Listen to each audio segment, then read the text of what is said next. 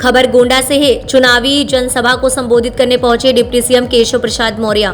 नगर के रामलीला मैदान में चुनावी जनसभा को किया संबोधित। संबोधन के बाद मीडिया से हुए मुखातिब। मीडिया से बात करते हुए बोले, उप मुख्यमंत्री नगर पंचायत व नगर पालिका सहित उत्तर प्रदेश में कमल का फूल अधिकांश नगर निगम, नगर पालिका, नगर पंचायत में पार्षदों के साथ खिल रहा है। सपा बसपा कांग्रेस की हवा खराब है और 13 मई को आपको एक ही नारा सुनाई देगा। 13 मई सपा बसपा कांग्रेस यूपी से गई।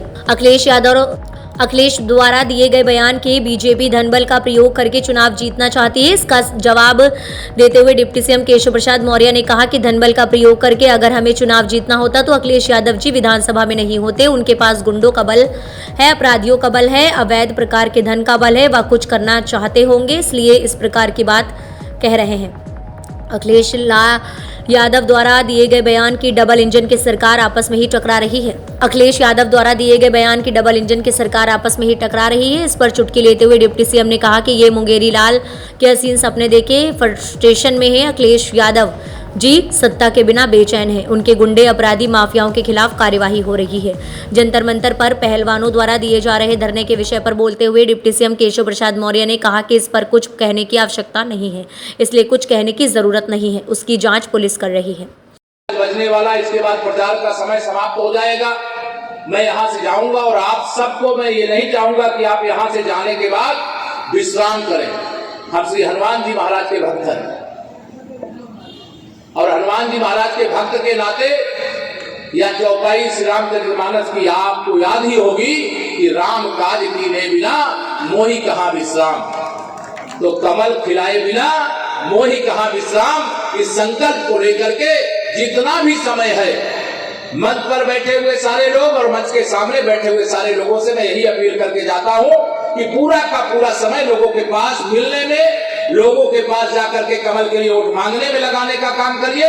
भारतीय जनता पार्टी एक ऐसी पार्टी है जो सबके लिए काम किया है और सबका आशीर्वाद भी हमें मिल रहा है।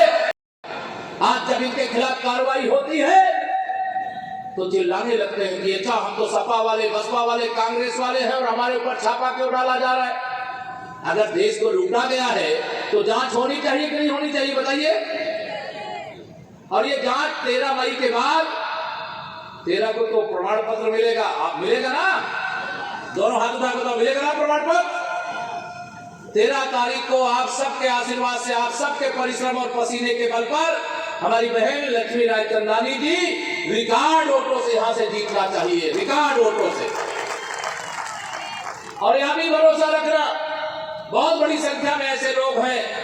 कई बार हम लोग ये भ्रम पाल लेते हैं कि हमको वोट देगा कि नहीं देगा, ये देगा कि नहीं देगा। आप भरोसा रखिए, हर वोटर के बीच में कमल की बटन दबाने वाला बैठा हुआ है। मैं आपको ये बताना चाह रहा हूं। 2022 का भी विधानसभा का चुनाव आपने देखा है। ऐसा लग रहा था, सफाई सोच है कि बस किसी तरीके से चुनाव के परिणाम आएंगे तो यहाँ उत्तर प्रदेश के मुख्यमंत्री की शपथ अखिलेश यादव दिलेगी। ऐसा लग रहा था कि नहीं लग रहा था? लेकिन क्या हुआ? खोदा पहाड़ निकली चोरिया। श्री अखिलेश यादव जी के अहंकार को जनता ने चूर चूर कर दिया।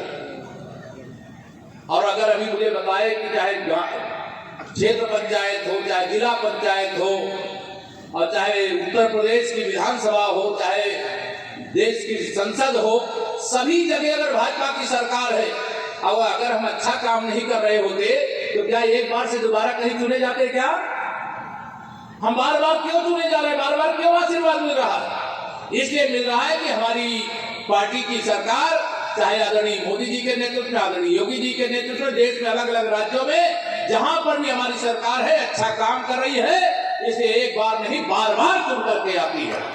इसलिए मैं आप सब लोगों को आज यहां पर ये कहना चाह रहा हूं, 13 तारीख को वोटों की गिनती जब होगी तो मेरी भी नजर गोंडा में रहेगी।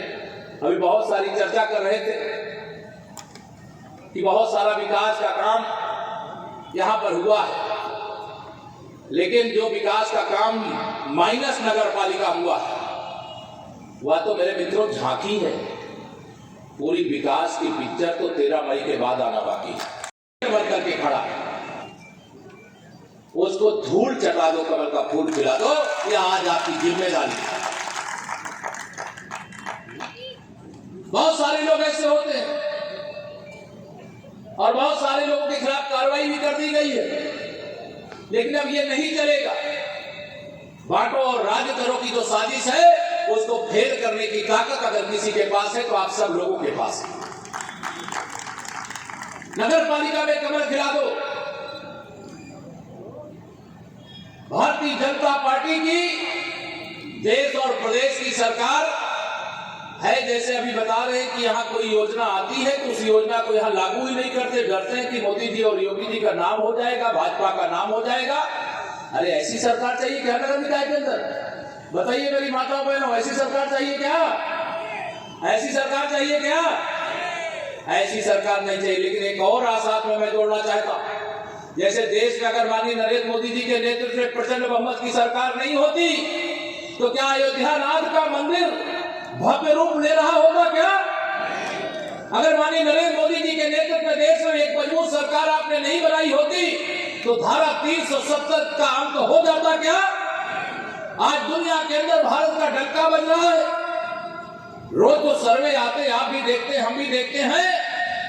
अगर पूरी दुनिया का प्रधानमंत्री चुनने की बात आ जाए तो बिना किसी विवाद के माननीय नरेंद्र मोदी जी पूरी दुनिया के प्रधानमंत्री बन सकते हैं। अगर ऐसा लोकप्रिय नेतृत्व हमारे पास, जिसके नेतृत्व में दुनिया में कहीं पर भी संकट आए, अगर भारत का निवासी वहां पर है तो उसे खरोच भी नहीं आने पाती।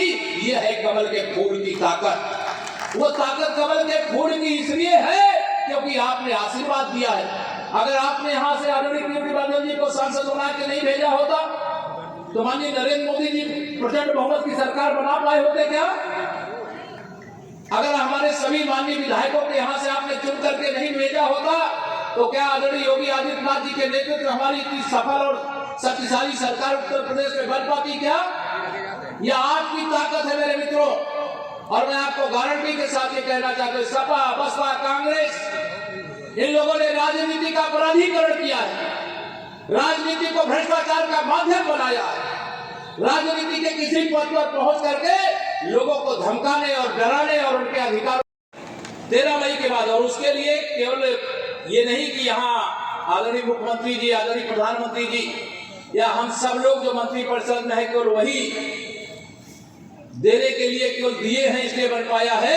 आपने जिनको लोकसभा और विधानसभा में चुन करके भेजा है उन्होंने लगातार प्रयास करके यह सारी व्यवस्थाएं, सारी योजनाएं लाने का काम किया। और मैं आपको ये आश्वस्त करना चाहता हूं, चूंकि अभी बता दिया गया, नाम भी संयोग से लक्ष्मी जी है